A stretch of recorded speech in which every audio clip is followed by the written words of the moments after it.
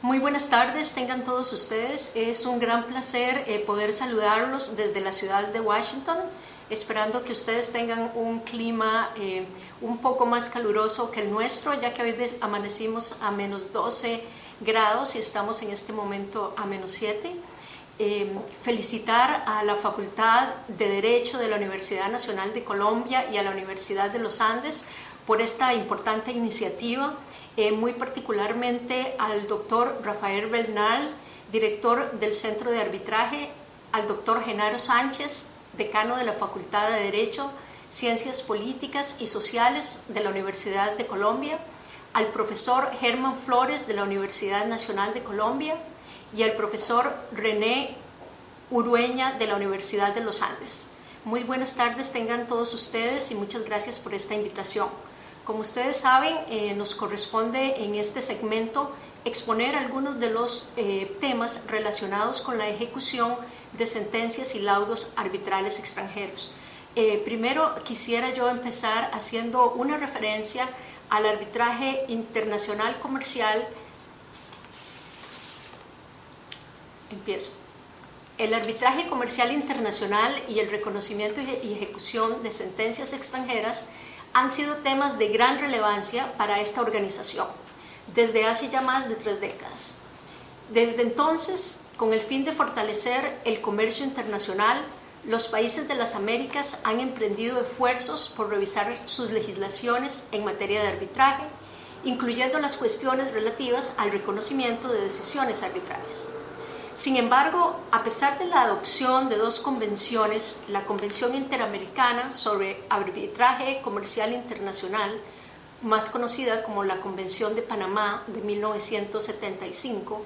y la Convención Interamericana sobre Eficacia Extraterritorial de las Sentencias y Laudos Arbitrales, conocida como Convención de Montevideo de 1979, aún queda camino por recorrer. Estos fueron importantes y decisivos pasos en la dirección correcta,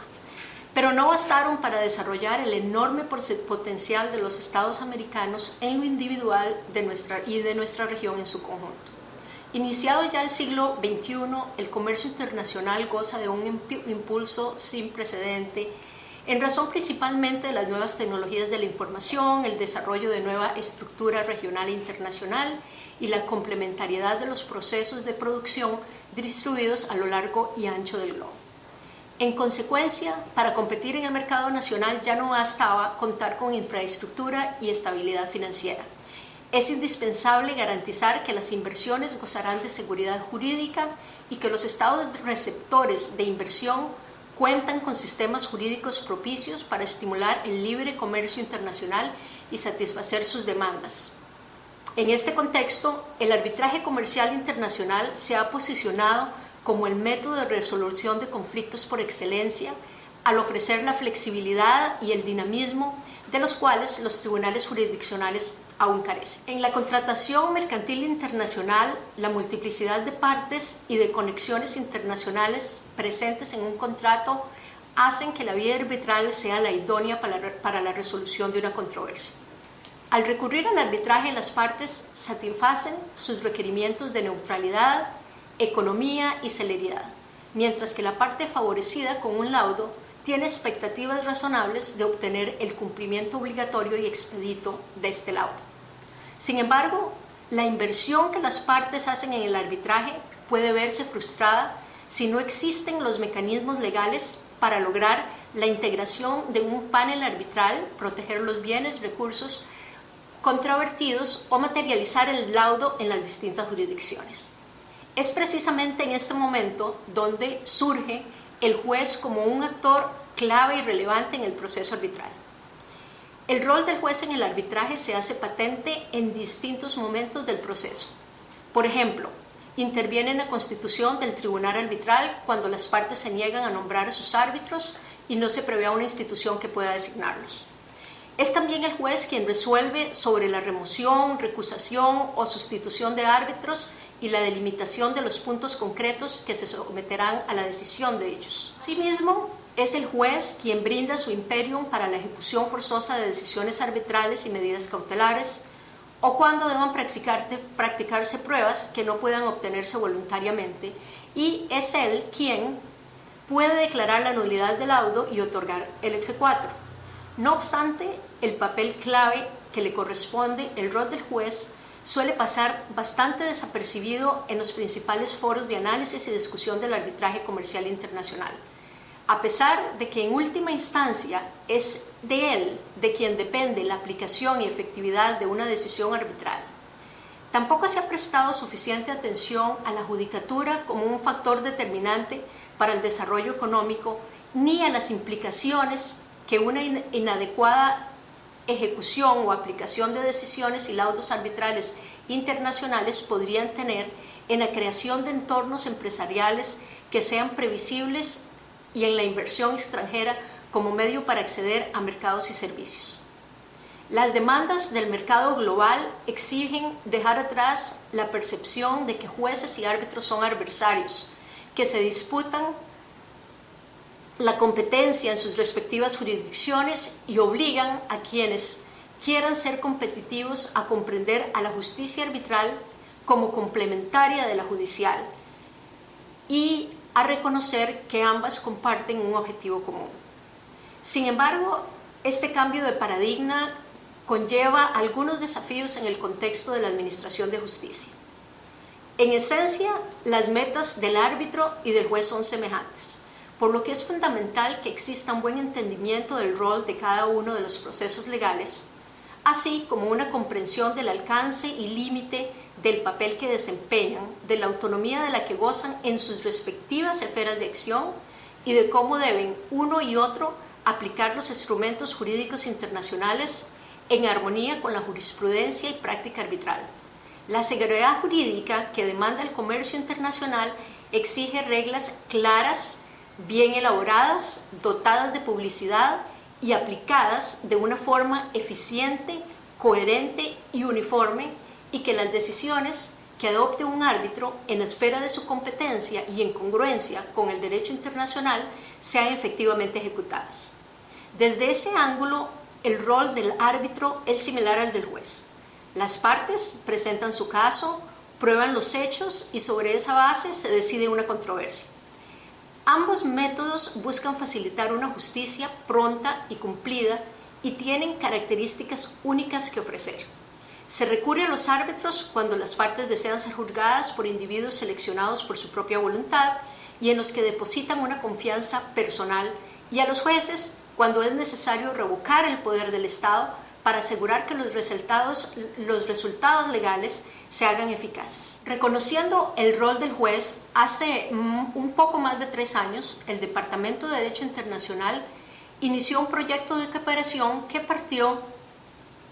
precisamente del reconocimiento tanto del impacto económico que tienen las decisiones judiciales en el arbitraje como en el rol común de jueces y árbitros de cara al individuo que ante una controversia o la necesidad de esclarecer un hecho acude a medios precisos por los previstos por los ordenamientos jurídicos nacionales e internacionales para su respectiva resolución. Este programa fue dirigido principalmente a la judicatura y a revelar su rol en el procedimiento arbitral comercial internacional, muy particularmente en lo que se refiere a la ejecución de decisiones y laudos arbitrales internacionales. Esta iniciativa facilitó la creación de espacios de reflexión, intercambios sobre los desarrollos nacionales del arbitraje comercial internacional y un diálogo entre la judicatura, sus pares, especialistas, académicos, árbitros mundialmente reconocidos y otros actores claves. En este contexto, el Departamento de Derecho Internacional organizó encuentros de alto nivel sobre el rol de la judicatura.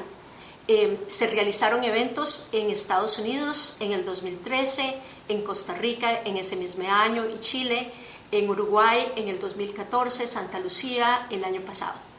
Este proyecto es único en su especie y de allí es la importancia y la relevancia que me parece valía la pena destacar en este encuentro. Este es un proyecto que ha marcado un hito en el desarrollo del arbitraje comercial internacional en la región, y en él han participado los más reconocidos expertos y árbitros, algunos de ellos participantes en esta conferencia. La realización de los encuentros de alto nivel propició una importante interacción entre las judicaturas de la región con sus pares en países y subregiones con los que la cooperación judicial ha sido inconstante o escasa, como es el caso, por ejemplo, del encuentro realizado en Santa Lucía, que marcó la primera vez que estos ministros, magistrados y jueces del más alto nivel asistían a una reunión con sus pares del Caribe y Latinoamérica para analizar temas de carácter sustantivo. Estos encuentros, para los cuales se logró la participación de más de 200 jueces y magistrados de 30 países, han sido además un foro valioso para que jueces y árbitros analicen estos temas desde el mismo lado de la mesa, es decir, no como adversarios, sino como coadyuvantes. A partir de la difusión de este proyecto se ha relevado la participación de los jueces en el arbitraje comercial internacional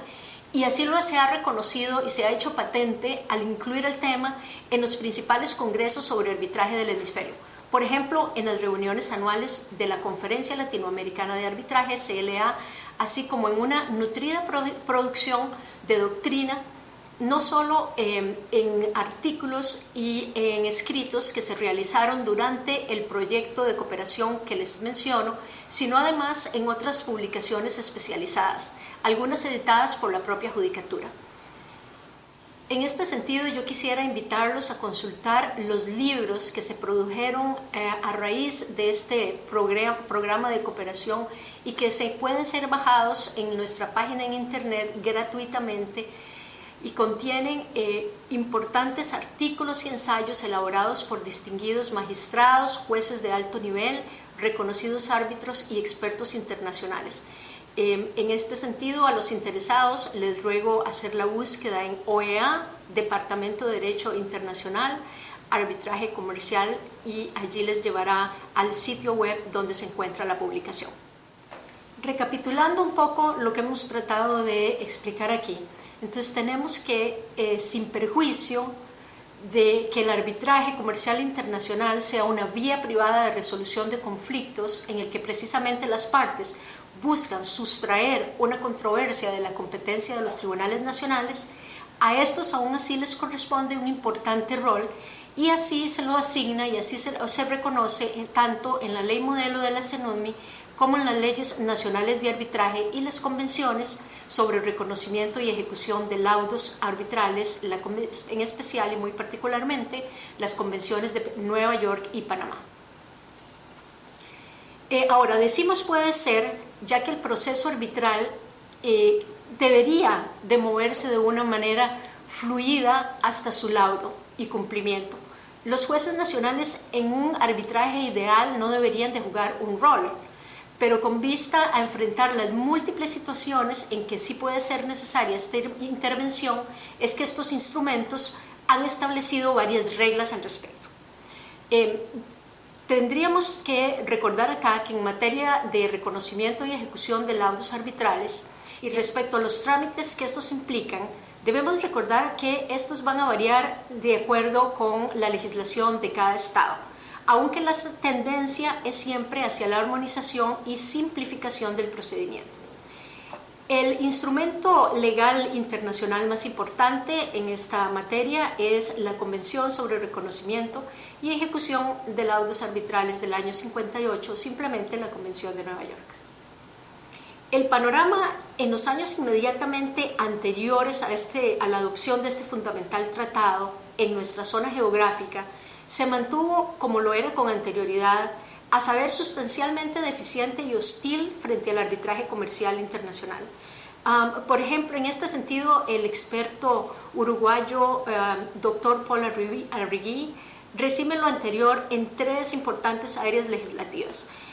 Primero, se notaba una inexistencia de leyes especiales en materia de arbitraje comercial internacional, la falta de uniformidad entre las leyes existentes y una discordancia de las mismas en aspectos que eran esenciales a una legislación adecuada al arbitraje comercial internacional. Lo anterior ha variado radicalmente, especialmente desde los años 70 del siglo pasado. Entre los hitos principales se encuentra la aprobación de la Convención de Panamá, la masiva adhesión de los países de la región a la Convención de Nueva York, así como la misma Convención de Panamá, la aprobación en casi todos los países de la región de leyes sobre la materia basadas en la ley modelo de la CENUR. La aprobación de acuerdos también multilaterales como el Mercosur en esta materia es otro de estos ejemplos. Respecto a cuáles son las causales de denegación del reconocimiento y ejecución de laudos arbitrales, para ello tenemos que referirnos al artículo 5 de la Convención de Nueva York, que es reproducido literalmente en la Convención de Panamá. Es probablemente la disposición más importante y discutida en la esfera del arbitraje comercial internacional. Antes de tratar algunos aspectos sustantivos de esta norma, me gustaría repasarla con ustedes muy brevemente. El artículo 5 establece en su párrafo primero que solo se podrá denegar el reconocimiento y la ejecución de la sentencia a instancia de la parte contra la cual es invocada si esta parte prueba ante la autoridad competente del país en que se pide el reconocimiento y ejecución algunos supuestos. Entre uno de ellos, que las partes en el acuerdo que se refiere al artículo 2 estaban sujetas a alguna incapacidad, o que dicho acuerdo no sea válido en virtud de la ley a que las partes lo han sometido, o si nada se hubiera indicado a este respecto en virtud de la ley del país en que se haya dictado la sentencia. Señala también el inciso B que la parte contra la cual se invoca la sentencia arbitral no ha sido debidamente notificada de la designación del árbitro o del procedimiento de arbitraje, o no ha podido por cualquier otra razón hacer valer sus medios de defensa. El artículo C se refiere a la sentencia, que la sentencia se refiere a una diferencia no prevista en el compromiso o no comprendida en las disposiciones de la cláusula compromisoria, o en el caso de que contenga decisiones que exceden los términos del compromiso o la cláusula compromisoria. El inciso D se refiere a la constitución del tribunal arbitral o el procedimiento arbitral cuando no se ha ajustado al acuerdo celebrado entre las partes, en defecto de acuerdo, que la constitución del tribunal arbitral y del procedimiento arbitral no se ha ajustado a la ley del país donde se ha efectuado el arbitraje. El inciso C indica que la sentencia no sea obligatoria para las partes o haya sido anulada o suspendida por una autoridad competente del país en que, conforme a la ley, ha sido dictada esa sentencia. Por su parte, el párrafo segundo indica que también se puede denegar el reconocimiento y la ejecución de una sentencia arbitral si la autoridad competente del país en que se pide el reconocimiento y la ejecución comprueba alguno de estos dos supuestos. Primero, que según la ley de ese país, el objeto de la diferencia no es susceptible de solución por vía de arbitraje. Segundo, que el reconocimiento o la ejecución de la sentencia serían contrarios al orden público de ese país. En el encabezado del párrafo primero de este artículo se habla del onus probandi en esta materia, estableciéndose que aquel recae en la parte que busca oponerse al reconocimiento y ejecución. A continuación se indica que la solicitud de reconocimiento y ejecución se realiza ante la autoridad competente, para la cual, al menos en nuestro continente, hay que prestar atención a las leyes nacionales de arbitraje existentes. Es importante aquí destacar que las causales de denegación en estudio deben interpretarse en forma restrictiva, ya que precisamente el objetivo de la Convención era uniformar entre los países signatarios la interpretación que sobre la materia podrían otorgarle. También conviene subrayar que las causales del artículo 5 de la Convención de Nueva York no le permiten al Tribunal Nacional involucrarse en cuestiones de fondo, sino solamente en aspectos relativos a la validez del procedimiento. Yendo a las causales de desconocimiento, en el artículo 1A se hace referencia a la existencia de incapacidad de alguna de las partes del acuerdo o que el acuerdo mismo sea inválido. Este mismo numeral hace referencia a las leyes que deben de aplicarse para determinar la existencia o no de incapacidad o invalidez. Cuando se trata de la incapacidad se indica que, en virtud de la ley que es aplicable y cuando se refiere a un acuerdo que no es válido, es en relación a la ley que las partes lo han sometido o si nada se hubiera indicado a este respecto en virtud de la ley del país en que se haya dictado la sentencia. La incapacidad se ha interpretado como la incompetencia mental, incapacidad física o la falta de facultades para actuar en representación de una entidad corporativa, asuntos de inmunidad soberana, pero solo cuando el Estado no ha participado en actividades comerciales y si se encuentra en ejercicio de sus atribuciones gubernamentales. En cuanto a la invalidez del acuerdo, la interpretación habitual tiene dos tendencias. Una formal, según la cual se pide declarar la invalidez del acuerdo cuando éste no cumple con los requisitos formales del acuerdo de arbitraje, a saber que sea un acuerdo escrito. Existe además otra tendencia más sustantiva, según la cual alega que la existencia de fraude, coacción o ilegalidad en la celebración del acuerdo, así como la inexistencia del mismo. Respecto a las causales del numeral 1b del artículo en estudio, se trata de causales que buscan resguardar los principios del debido proceso. En relación a esta misma causal, tenemos que para lograr que los actores de distintos países confíen en el arbitraje como un método de solución de controversias, es esencial que el procedimiento se sustancie de un modo que no solo sea justo, sino que también se perciba como justo. Es muy importante que tanto las partes como los árbitros presten atención a estos requisitos desde el inicio mismo del arbitraje. En consonancia con esto, el numeral requiere mínimas garantías procesales para el reconocimiento y ejecución del laudo, tales como la notificación adecuada de la designación del tribunal arbitral o del procedimiento arbitral a las partes, así como la posibilidad real de hacer las defensas de que se disponga. El numeral 1c, por su parte, trata sobre asuntos jurisdiccionales y busca respetar la autonomía de la voluntad de las partes manifestada en el acuerdo de arbitraje. De acuerdo a esta causal, se puede desconocer el reconocimiento y ejecución de un laudo arbitral si es que la decisión recae en un asunto no contemplado en el acuerdo o si es que contiene decisiones que exceden los términos del sometimiento de las partes al arbitraje. En esta materia, el lenguaje utilizado en la redacción del acuerdo arbitral es esencial, ya que en caso de que la misma esté construida en términos estrictos y restrictivos, la ocurrencia de la causal será mucho más factible. En todo caso, aplicando la finalidad del tratado en su conjunto, la parte final del numeral permite que si entre los asuntos decididos hay algunos que se encuentran dentro de lo contemplado por las partes y otros no, el tribunal podrá dar reconocimiento y ejecución a los primeros. El punto 1d se refiere a una causal cercana a la anterior en cuanto a buscar el respeto a la voluntad de las partes manifestada en el acuerdo arbitral, aunque a diferencia del anterior se centra en la configuración del tribunal arbitral. En caso de que las partes guarden silencio sobre la constitución del tribunal, se aplicarían las reglas de la lex arbitraria. Respetando esta prelación, el artículo establece que la causal de desconocimiento se configuraría cuando no se respete la ley de las partes, si es que existe, o la lex arbitraria en caso de falta de la primera. Por último, en el punto 1, en su letra E, se establece como causal el que se esté en presencia de un laudo que aún no es obligatorio o que haya sido anulado o suspendido por una autoridad competente del país en que, conforme a cuya ley se emitió. Es importante destacar en este punto que el artículo utiliza la expresión obligatorio en vez de final, con la intención de dejar en claro que una parte tiene el derecho de solicitar el reconocimiento y ejecución del laudo cuanto éste fuera emitido por el tribunal arbitral sin necesidad de exequatur o de un doble exequatur.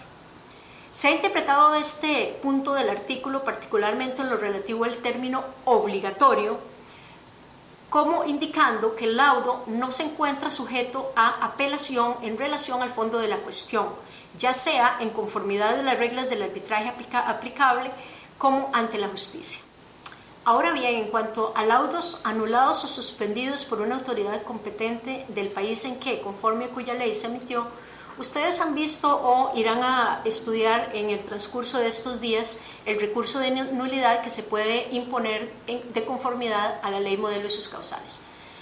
Precisamente si es que el laudo es declarado nulo en virtud de ese procedimiento, nos encontraríamos dentro de esta causal de desconocimiento al momento de presentar el laudo para su reconocimiento y ejecución en otra jurisdicción.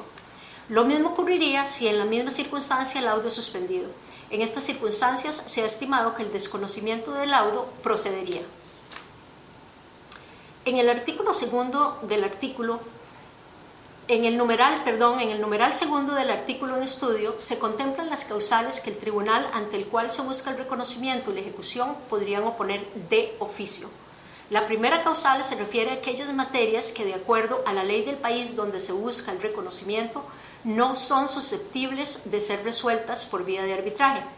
Típicamente, como ustedes conocen, estas materias no pueden ser objeto de arbitraje y se refieren a aquellas causas criminales, custodia infantil, quiebra y otras que de acuerdo a las leyes nacionales no son susceptibles de transacción por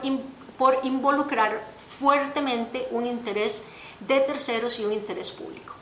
Finalmente, en cuanto a las causales de desconocimiento del artículo 5, se encuentra el que el reconocimiento de la sentencia sea contrario al orden público del país donde se busca la ejecución y reconocimiento. Esta es sin duda una de las causales más discutidas, ya que entre otros motivos, la forma en que está redactada la cláusula admite diversas interpretaciones. Yo sé que ustedes tienen un panel especialmente dedicado a este tema, así que no voy a entrar en mucho detalle. Únicamente quisiera aquí destacar que la Asociación de Derecho Internacional emitió una serie de influyentes y lógicas recomendaciones en esta materia, en las cuales precisamente se recuerda el que la finalidad de los laudos en arbitraje comercial internacional debe ser respetada, salvo en circunstancias muy excepcionales, y que tales circunstancias excepcionales pueden encontrarse en particular si el reconocimiento o ejecución del laudo arbitral internacional es contrario al orden público internacional. De acuerdo a este mismo texto,